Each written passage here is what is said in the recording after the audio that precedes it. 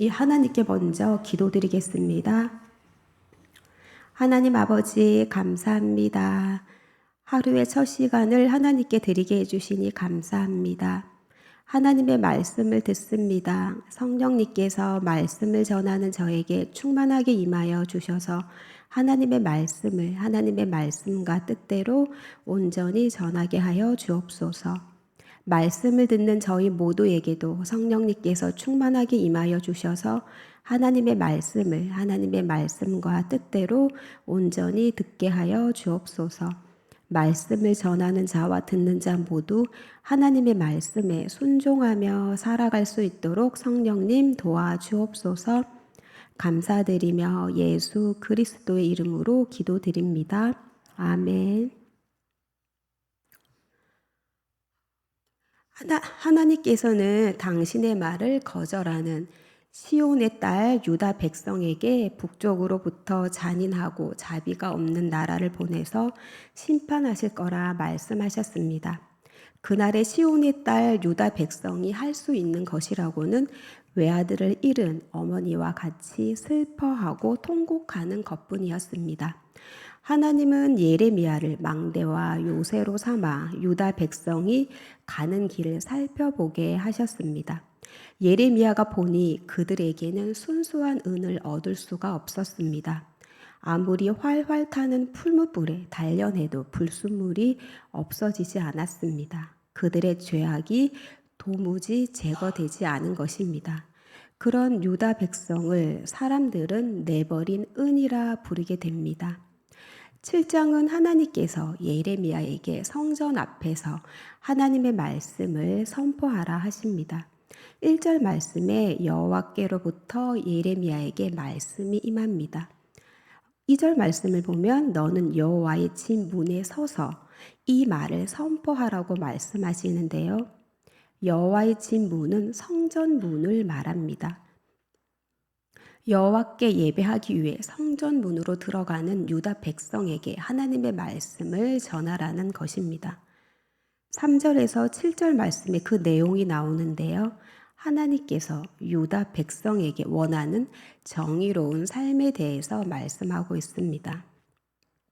3절 말씀을 다 함께 읽겠습니다. 시작.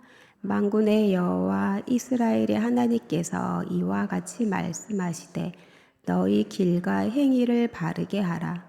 그리하면 내가 너희로 이곳에 살게 하리라. 아멘. 하나님께서는 유다 백성에게 길과 행위를 바르게 하라 말씀하십니다. 너희 길과 행위를 바르게 하라라는 말씀은 선을 행하며 살라는 뜻입니다.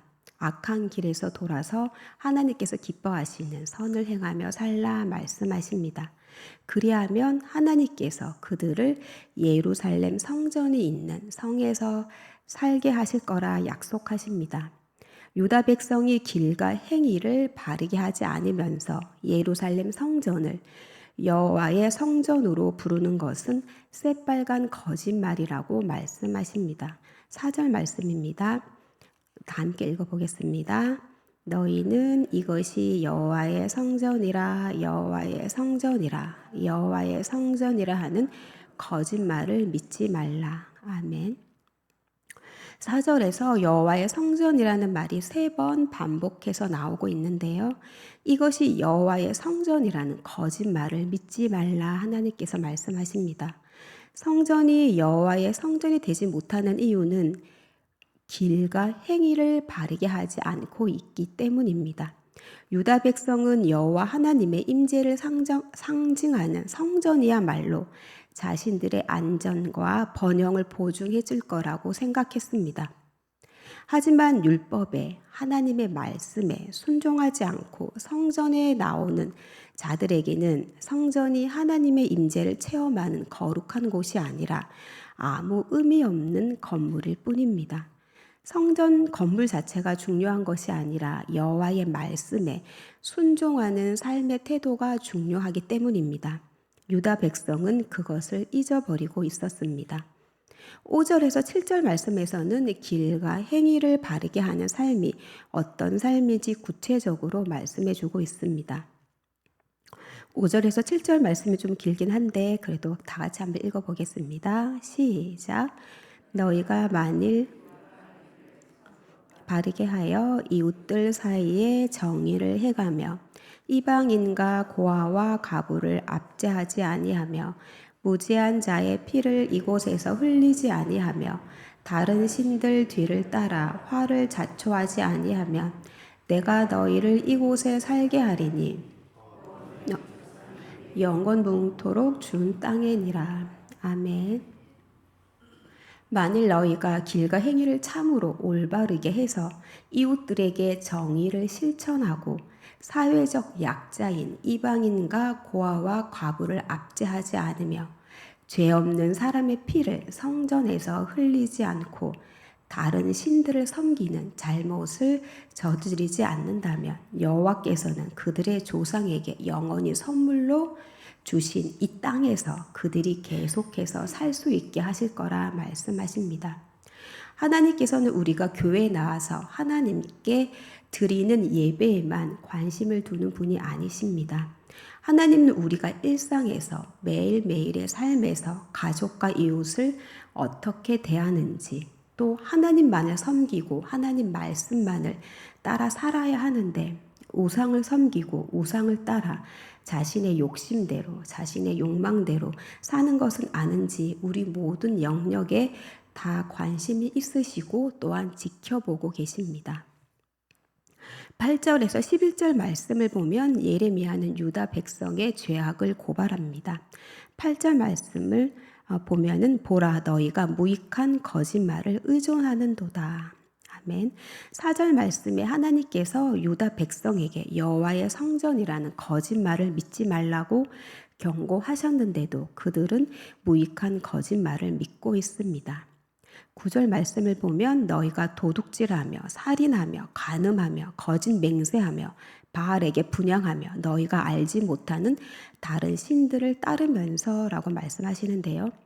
도둑질, 살인, 간음, 거짓 맹세, 우상 숭배 등 유다 백성은 하나님께서 명령한 10계명의 규범들을 고의로 무시했습니다. 하나님의 말씀을 멸시하였습니다. 하나님께서는 유다 백성의 이런 행위들을 10절 하반절에 가증한 일이라고 규정하고 계십니다. 가증이라는 말은 율법에서 빈번하게 사용되는 말인데요. 결코 해서는 안 되는 행위를 말하고 있는 것입니다. 10절에 여호와 하나님께서는 예루살렘 성전을 내 이름으로 일컬음을 받는 집이라고 표현하십니다. 하지만 유다 백성은 그곳에서 자신들은 구원받았다고 말하면서 모든 가증한 일들을 행하고 있습니다. 예레미야가 유다 백성을 보니 그들은 구원을 얻었다는 자아도취에 빠져서 자신들이 무슨 행위를 해도 구원은 취소되지 않는다고 생각하고 있습니다. 이들이 스스로 구원을 얻었다고 생각하는 이유는 여호와의 성전에서 예배를 드리기 때문입니다. 이에 여호와 하나님께서는 11절에 보면 성전을 나의 집이 아니라 이 집이라고 말하며 성전이 여호와와 무관한 건물이 되었음을 말씀하고 있습니다. 예루살렘 성전은 더 이상 여호와 하나님이 계신 거룩한 곳이 아니었습니다. 그럼 예루살렘 성전은 어떤 곳이 되었을까요? 11절 말씀을 다 같이 읽어보겠습니다. 시작. 도둑의 소굴로 보이느냐? 보라, 나 곧 내가 그것을 보았노라. 여호와의 말씀이니라. 아멘. 예루살렘 성전은 더 이상 여호와 하나님이 계신 거룩한 곳이 아니었습니다. 거룩하신 하나님의 이름으로 불리는 성전이 아니라 도둑의 소굴이 되었습니다. 하나님께서는 내가 그것을 보았노라 말씀하십니다. 하나님의 눈은 이 세상을 두루 살펴보십니다. 성전 안에서도 성전 밖에서도 그렇습니다. 하나님께 예배만 드리면 성전에 오기만 하면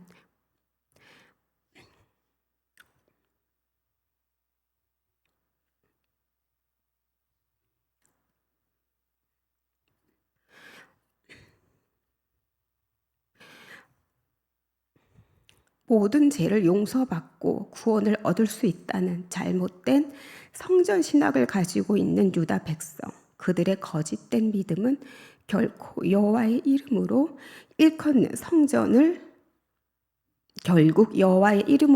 성전을 도둑의 소굴로 만들었습니다.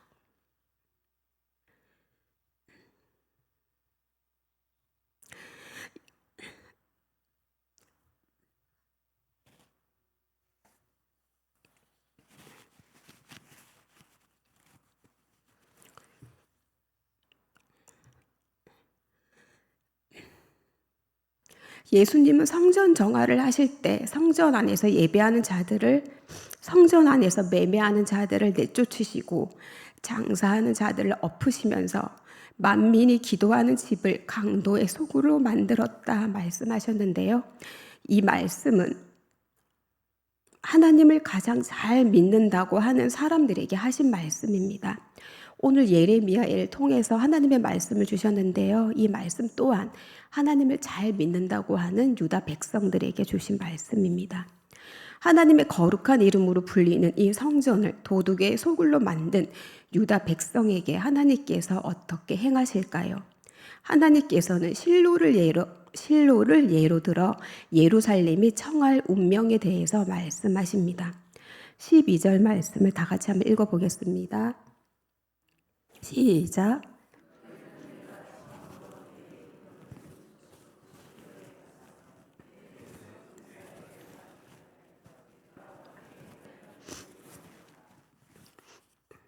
실로는 베델 북동쪽에 있는 에브라함의 성읍인데요.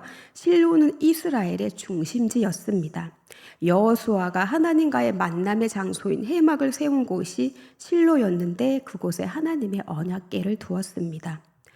또한 엘리가 대제사장으로 활동한 곳이기도 합니다. 이스라엘 사람들은 블레셋과의 전쟁에서 패하자 언약궤를 모시고 전쟁터로 나갑니다. 하나님을 바르게 예배하고 섬기는 것이 아니라 하나님을 전쟁에서 이기는 도구와 수단으로 생각했습니다. 엘리의 가족이 범한 죄로 인해 엘리의 자녀들은 다 죽임을 당하고 실로는 황폐하게 버려집니다. 여호와께서는 실로를 버리셨습니다.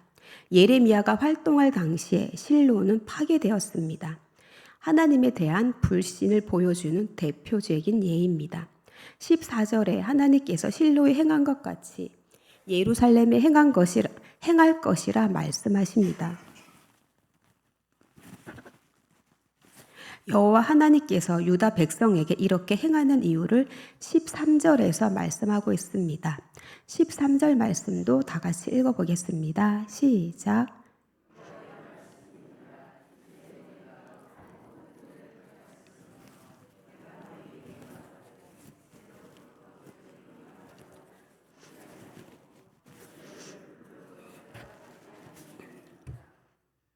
하나님께서는 새벽부터 부지런히 유다 백성에게 말씀하셨습니다. 그러나 그들은 하나님의 말씀을 듣지도 부르심에 응답하지도 않았습니다. 그런 그들에게 15절 말씀을 보면 내가 너희 모든 형제 곧 에브라임 온 자손을 쫓아낸 것 같이 내 앞에서 너희를 쫓아내리라 하셨다 할지니라 말씀하십니다. 하나님께서는 하나님의 말씀대로 선한 길로 가지 않는 에브라임 곧 북이스라엘 백성들을 약속하신 가나안 땅에서 쫓아내셨습니다. 북이스라엘은 아수르의 포로로 끌려가 약속의 땅에서 더 이상 살 수 없게 되었습니다. 그들처럼 남유다도 약속의 땅에서 살지 못하게 쫓아낼 거라 말씀하십니다. 남유다는 북방에서 오는 대적 바벨론에 의해 약속의 땅에서 살지 못하고 포로로 끌려갈 것입니다. 예레미야의 성전 설교는 성전에 대한 유다 백성들의 그릇된 확신, 잘못된 성전 신학을 깨뜨리는 목적을 가지고 있습니다. 유다 백성은 하나님의 임재를 상징하는 예루살렘 성전이 있는 한 자신들은 칼이나 기근, 전염병 등 심판을 당하지 않을 거라 생각했습니다. 예루살렘은 아수르의 침입에도 불구하고 정복되지 않았습니다. 이러한 역사적 경험 때문에 유다 백성은 예루살렘을 여호와가 선택한 특별한 장소라고 생각했습니다.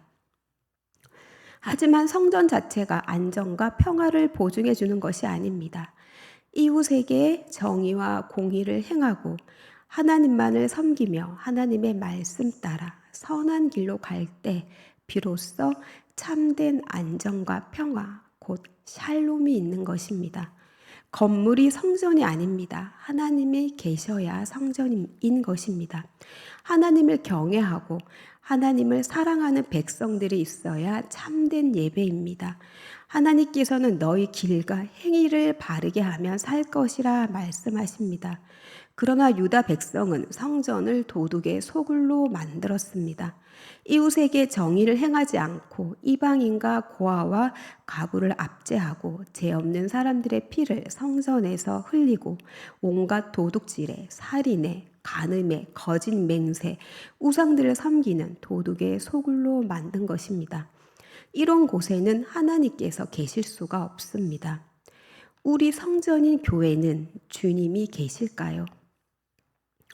요즘 아이들은 체험학습을 많이 갑니다. 그곳에서 많은 것을 보고 느끼고 배웁니다. 하나님께서는 유다 백성에게 실로를 체험학습의 현장으로 초대하고 계십니다. 그곳에 가서 좀 보고 배우라는 것입니다. 실로가 죄로 인해 버려진 폐허가 된 것처럼 너희들도 너희 길과 행위를 바르게 하지 않으면 그렇게 될 거라 말씀하십니다. 빌립보서 2장 12절 말씀에서 그러므로 나의 사랑하는 자들아 너희가 나 있을 때뿐 아니라 더욱 지금 나 없을 때에도 항상 복종하여 두렵고 떨림으로 너의 구원을 이루라 말씀하십니다. 구원은 신앙생활의 시작입니다.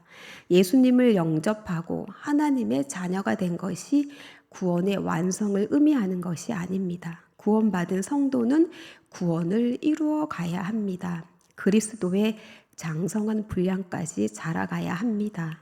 저와 여러분은 예수님을 닮아가는 성화의 길을 걸어가야 합니다. 저와 여러분은 예배하는 백성으로 부름을 받았습니다. 예배는 우리의 삶의 중심이고 꽃이라 할 수 있습니다. 하나님께서는 향기로운 예배 받으시기를 기뻐하십니다. 어떤 예배가 하나님께서 기쁘게 받으시는 향기로운 예배일까요? 로마서 12장 1절 말씀을 제가 읽어드리겠습니다. 그러므로 형제들아 내가 하나님의 모든 자비하심으로 너희를 권하노니 너희 몸을 하나님이 기뻐하시는 거룩한 산 제물로 드리라. 이는 너희가 드릴 영적 예배니라. 아멘. 예배와 삶은 분리될 수 없습니다. 하나님께서 기뻐 받으시는 예배는 우리가 삶에서 하나님의 말씀 따라 이웃에게 정의를 행하고 하나님을 경외할 때 비로소 하나님께서 기쁘게 받으시는 예배가 됩니다. 예배와 삶이 일치하는 삶입니다. 저와 여러분이 예수님을 믿기 전에는 죄의 노예로 살았습니다. 이제는 우리의 삶을 하나님께 드려야 할 때입니다. 우리의 매일매일의 생각과 행동들을 하나님께서 기뻐하시는 뜻에 맞추어 하나님의 말씀에 맞추어 삶 전체를 살아있는 제물로 하나님께 드려야 합니다. 이것이 영적 예배입니다. 저와 여러분의 몸과 마음을 하나님께서 기뻐하시는 산 제물로 드려 매일매일 하나님께서 기뻐하시는 영적 예배를 드리는 저와 여러분이 다 되기를 예수님의 이름으로 축복합니다. 아멘. 하나님께 기도드리겠습니다. 하나님 아버지 감사합니다. 오늘도 첫 시간을 하나님께 드리게 해주시고 말씀과 기도와 찬양으로 하나님께 가까이 나오게 하시니 감사합니다. 유다 백성들의 삶은 하나님께서 기뻐하시는 거룩한 산 제물이 되지 못했습니다. 그런 유다 백성에게 하나님께서는 실로에 가서 보고 배우라 말씀하셨습니다. 저희들 유다 백성의 삶을 반면교사로 삼아 예배와 삶이 일치하는 하나님께서 기뻐하시는 거룩한 산 제물이 되어 매일매일 하나님께 영적 예배를 드리는 거룩한 삶 살도록 성령님 저희들을 도와주옵소서. 감사드리며 예수님의 이름으로 기도드립니다. 아멘.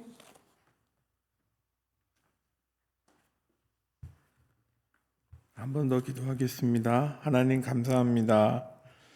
여종을 통해 주신 귀한 말씀을 오늘 우리가 믿음으로 받아들이고 우리의 실생활 가운데 온전히 적용하며 하나님의 뜻대로 살아가게 하옵소서. 그러한 가운데 귀한 헌금을 주님 앞에 드립니다. 가족의 구원을 위해서, 건강을 위해서, 재정의 보충을 위해서, 또 교회의 부흥과 나라의 안전을 위해서 기도하며 드린 이 모든 예물과 기도 제목들을 받으시고 주님의 영광과 나라를 위해 사용하여 주옵소서. 지금은 우리 주 예수 그리스도의 은혜와 하나님 아버지의 무한하신 사랑하심과 성령의 함께 하시는 역사하심이 여호와의 성전을 여호와의 성전답게 만들고 나의 삶이 하나님의 성전이라는 것을 기억하여 오늘 우리에게 주어진 삶을 거룩함과 지혜로 살아가기 원하는 여기 모여 함께 예배한 모든 이들의 삶과 일상의 순간들 가운데 지금부터 영원토록 함께 하시기를 간절히 축원합니다. 아멘. 우리 주님 이름 부르시면서 계속 기도하시겠습니다.